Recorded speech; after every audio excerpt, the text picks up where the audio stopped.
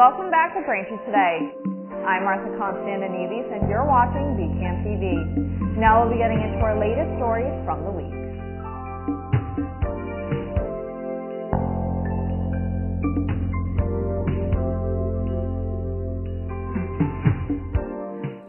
Welcome back to Braintree Today. I'm Martha Konstandinidis and you're watching BCAM TV. Now we'll be getting into our latest stories from the week. Dozens of premature babies removed from Al-Shifa Hospital in Gaza have now reached Egypt for medical treatment. Ambulances evacuating the premature babies from Al-Shifa arrived in Egypt through the Rafah crossing. The convoy was greeted by medical professionals waiting with incubators to take them into care. Israel is still under pressure to provide evidence for its claim that Hamas uses Al-Shifa for combat purposes. Israeli officials released surveillance video on Sunday that they say shows Hamas militants bringing 2 hostages into the complex. Hamas and hospital officials have denied Israel's claims about Al-Shifa. CNN visited a newly exposed tunnel shaft at the complex, which might offer the most compelling evidence of a possible tunnel network, but does not establish without a doubt there is a Hamas command center beneath the facility. Several staff, patients, and sheltering Palestinians have fled Al-Shifa since Israel raided the hospital. Elsewhere, the United States and Qatar have given upbeat assessments on negotiations surrounding hostages held by Hamas. A deal freeing dozens of civilians could be reached within days. Ukraine is expecting another winter of Russia knocking out electricity and heat. Between October 2022 and March 2023, Russia launched more than 1,000 missiles and 1,000 attack drones into Ukraine, attacking mostly urban areas and infrastructure. Prolonged blackouts were common in many major Ukraine cities. Russia's goal was to send the Ukraine population fleeing to other European countries in an effort to make the Ukrainian government negotiate an end to the war. About 50% of Ukraine's energy production and transmission was damaged during last winter. That strategy failed, with the Ukrainian people being resistant and sticking it out. Herman Heleshenko, Ukraine's energy minister, said the attacks have already started on Ukraine's power again. Many civilians have already started buying generators, space heaters, and other supplies in preparation. Officials say their teams have learned from last winter to repair damages much quicker. About 2 days after entering hospice, former First Lady Rosalynn Carter passed away at 96 years old. According to a statement released by the Carter Center, a nonprofit organization founded by Jimmy and Rosalynn, the former First Lady entered hospice care at home in Plains, Georgia, and died with her family by her side. In May, her family disclosed that she had dementia but was continuing to live at home.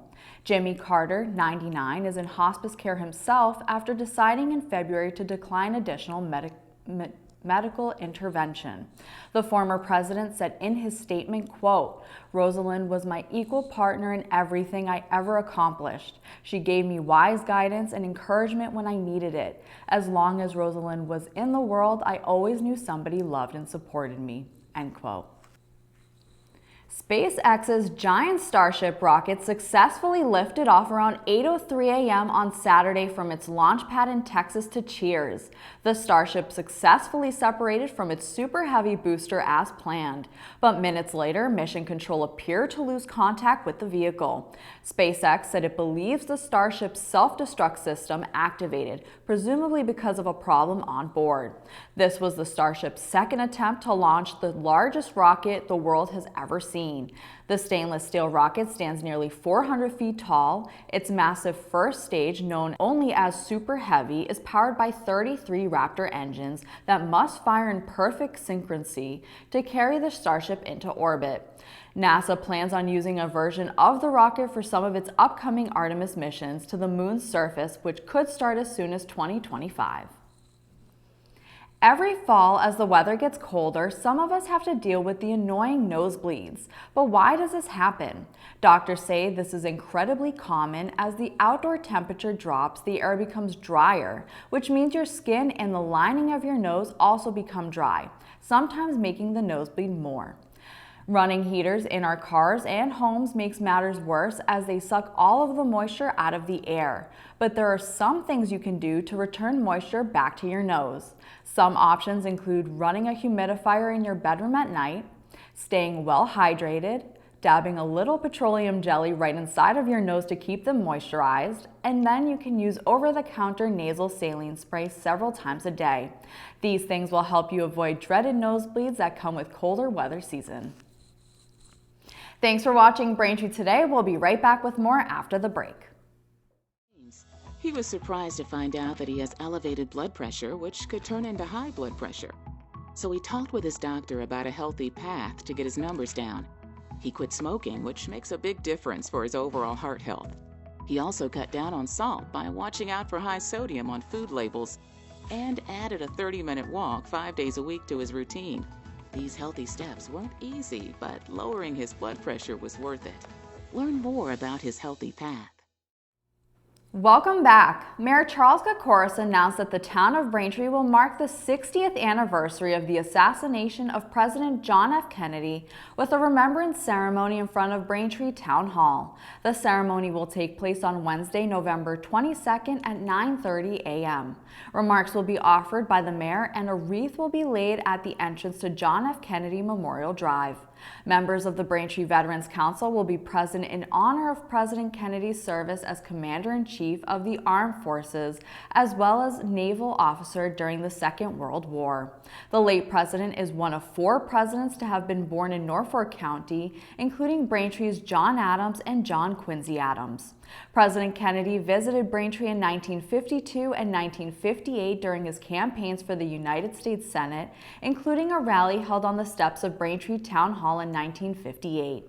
At the conclusion of the ceremony, a light breakfast will be served in the Cahill Auditorium, during which reflections on President Kennedy's life and legacy will be offered by former Mayor Joe Sullivan. If you can't attend, BCAM TV will be there recording the event. You can see it later on Comcast Channel 8, Verizon Channel 26, www.bcam.tv, or our YouTube channel at youtube.com/bcamtv. For those who don't want to spend their Thanksgiving holiday cooking or even cleaning up from the big turkey dinner, you're in luck as a few restaurants in Braintree will be open to take the burden off your plate.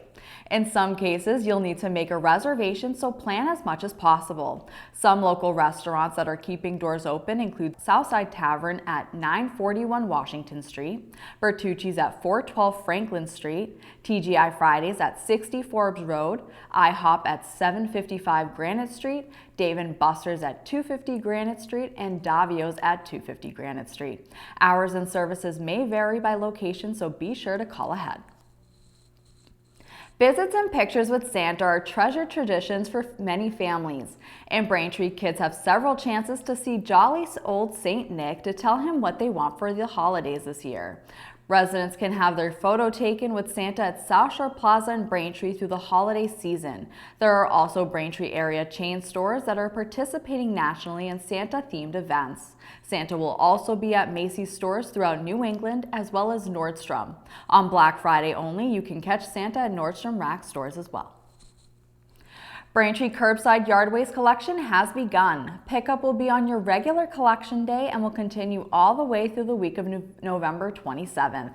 Curbside yard waste pickup includes grass, leaves, and branches that are in paper bags or an open container that weighs less than 50 pounds. For any questions, please contact the Mayor's office at 781-794-8100 or by email at mayorsoffice@braintreema.gov. Mayor Kokoris announced that the Braintree Recreation Department has tickets remaining for the Holiday Pops at Symphony Hall on Wednesday, December 6th. Tickets are $75 and include round-trip transportation from Braintree Town Hall, leaving at 6 p.m. To register, log on to braintreerec.com. If you have any questions about the event, please contact the Mayor's office at 781-794-8100 or by email at mayorsoffice@braintreema.gov. The Braintree Choral Society is holding their 100th anniversary celebration on Sunday, December 10th at 3 p.m. The event will take place at the Old South Middle School Auditorium located at 232 Peach Street in Braintree.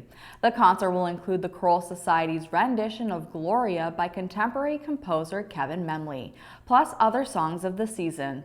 A small reception and surprise guests will commemorate the 100-year history of the chorus. Tickets are $20 and are available at bcs100.bpt.me. Thank you for watching Braintree Today on BCAM TV. We'll be right back with more stories in the area. It's that time of the year again, flu season. Getting vaccinated against the flu and COVID-19 can help keep you, your family, and your community healthy. You can even get both vaccines at the same time. Visit mass.gov/flushot to learn more. Welcome back to Braintree Today. Now let's get right into more stories.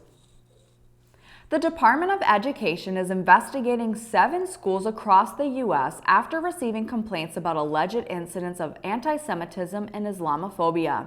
There was a variety of schools, including Wellesley College in Massachusetts. Wellesley College officials said they were recently notified by the DOE Office of Civil Rights that it will be conducting an investigation into the complaint filed by the Brandeis Center. The school said in a statement, quote, Wellesley responded quickly and decisively to the incident involving student leaders in a residence hall detailed in the complaint and has shared its response in multiple communications to our community, while making clear anti-Semitism has no place at Wellesley, end quote.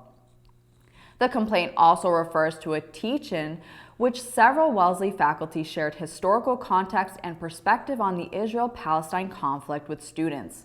The Department of Education has warned that when the investigations are complete, schools that don't comply with the recommendations made by the department may risk losing federal funding. Last week, more than 50 people attended a rally in Quincy Center to call upon U.S. Representative Stephen Lynch to support a ceasefire in Gaza. Lynch, who was away in Washington, D.C., sent an aide to receive the organizers' petition and convey his view that a ceasefire would be premature. In his statement, Lynch said he strongly supports Israel's right to exist and to thrive as the Jewish homeland, and that he has sponsored legislation to support the Palestinian diaspora and reduce suffering in the region. People of various ages, faiths, and ethnicities participated in the rally, many from Quincy and surrounding communities. One family, Victoria and Mohammed El-Sharafi of Braintree, attended the rally with their daughter Lila. Mohammed said that he's lost 75 members of his extended family to the current cycle of violence in Gaza and the West Bank. Also in attendance was Elsa Auerbach, the daughter of Holocaust refugees. During her address to Lynch, Elsa characterized the attacks in Gaza as genocide against the Palestinian population, and that silence in the face of genocide amounts to complicity. We all know what a nightmare traveling can be during Thanksgiving week. AAA projects 55.4 million Americans will travel 50 miles or more this Thanksgiving, which is a 2.3% increase from last year, and the third highest since the company began tracking holiday travel in 2000. Massachusetts highway officials are warning those hitting the roads, rails, and skies this Thanksgiving holiday to prepare for lots of traffic and are giving tips on the best and worst times to travel.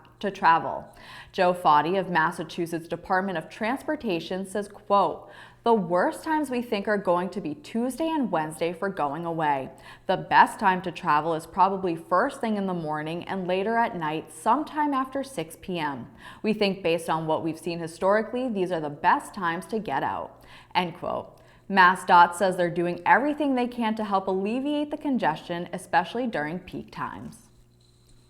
Norfolk County Registry of Deeds William P. O'Donnell announced this week that they're sponsoring the registry's 16th annual U.S. Marine Corps Reserve Toys for Tots Drive. Register O'Donnell said in the announcement, quote, the Registry of Deeds is proud to partner with the United States Marine Corps Reserve to help deliver a happy Christmas to children this holiday season, End quote. Starting Monday, November 20th, donations of new toys and games for toddlers and children up to the age of 10 can be brought directly to the Norfolk County Registry of Deeds building. The Registry of Deeds is located in Dedham at 649 High Street. A marked donation bin will be set up in the lobby, which is open Monday through Friday from 8 a.m. until 4:30 p.m. In addition, the Norfolk County Registry of Deeds William P. O'Donnell has started their 2023 annual food drive. As the cost of living has become increasingly challenging for many individuals and families across Norfolk County, the Registry of Deeds is trying to make an impact this holiday season. Residents are encouraged to donate non-perishable food items, canned goods, breakfast cereals, pasta, sauces, toiletries, and paper products. Items can be brought directly to the Registry of Deeds, which is located at 649 High Street in Dedham. A donation bin will be set up in the registry's lobby, and food can be dropped off Monday through Friday between 8 a.m. to 4:30 p.m. Thanks for watching Braintree Today. We'll be right back with more in entertainment. Hi, I'm State Representative Bruce Ayers, and I'd like to introduce you to the Helping Hand program. With rising healthcare costs, all too often, we hear stories about our seniors, veterans, and neighbors who may not have the proper insurance coverage they need for durable medical equipment. These individuals may be living on a fixed income and may not have the financial resources necessary to cover the costs of the equipment they need.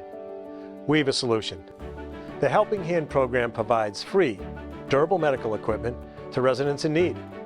Items such as wheelchairs, walkers, crutches, canes, commodes, tub seats, and hospital beds are available through the program.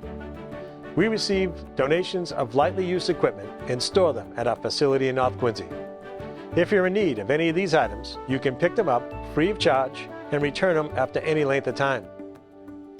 My scooters improve my mobility and independence. Thanks to Helping Hand, I can go to the store, visit the boardwalk, and do so much more. Helping Hand is a great resource for people who don't have insurance coverage. The Helping Hand program is successful thanks to the generosity of people who have donated durable medical equipment to our inventory. For more information about the program or to fill out an equipment request form, visit our website or call 617-472-9877. If you know someone in need of these items, we're always available to lend a helping hand. Welcome back to Braintree Today. Today in entertainment, we have some new movie recommendations for you to watch.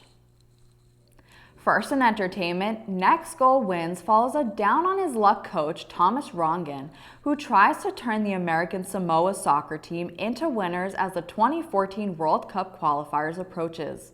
The film stars Michael Fassbender, and you can watch Next Goal Wins now in theaters.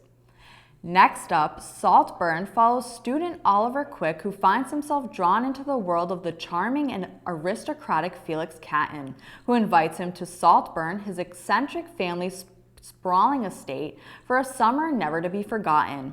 The film stars Barry Cogan and Jacob Elordi. You can watch Saltburn now in theaters. And finally, The Holdovers follows an instructor at a New England prep school who remains on campus during Christmas break to babysit a handful of students with nowhere to go. He soon forms an unlikely bond with a brainy but damaged troublemaker and with the school's head cook, a woman who just lost a son in the Vietnam War. The film stars Paul Giamatti, and you can watch The Holdovers now in theaters. That'll do it for news today. Remember, if you're a customer of Verizon, you can watch BCAM TV in high definition on channel 2128. I'm Martha Konstandinidis, and thank you for watching Braintree Today on BCAM TV. Stay safe, and we'll see you next time.